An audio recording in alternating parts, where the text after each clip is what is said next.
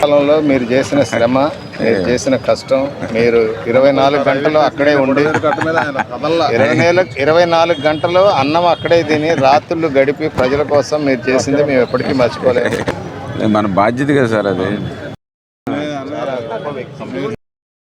ఆశా వర్కర్లు తమ న్యాయమైనటువంటి డిమాండ్ల కోసం ఆ రోజు విజయవాడ మరి ఇచ్చేస్తున్నటువంటి సందర్భంలో వాళ్ళందరినీ కూడా తెల్లవారుజామునే అరెస్టులు చేసి పోలీస్ స్టేషన్కి తరలించి వాళ్ళల్లో బాలింత్రాలు ఉన్నారు, పాపం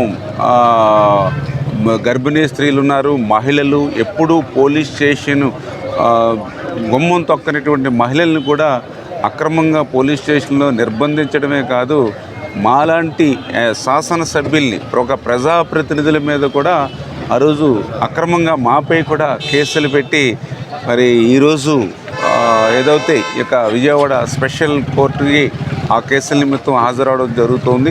అంటే గత నిరంకుశత్వ నియంతృత్వమైనటువంటి ప్రభుత్వం ఒక కక్షలు కేసులు వేధింపులతో సాగినటువంటి పాలనకు ఈ ప్రజాప్రతినిధులుగా ఉండి ప్రజలకి మేలు చేసి ప్రజలకు సేవ చేయడం కూడా తప్పుగా ఆ రోజు అక్రమ కేసులు నమోదు చేయడాన్ని తీవ్రంగా ఖండిస్తూ ఈరోజు కూడా విజయవాడ ఈ స్పెషల్ కోర్టుకి ఈ ఆశా వర్కర్ల కేసు నిమిత్తం హాజరవడం జరిగిందని చెప్పి తెలియజేస్తున్నాం.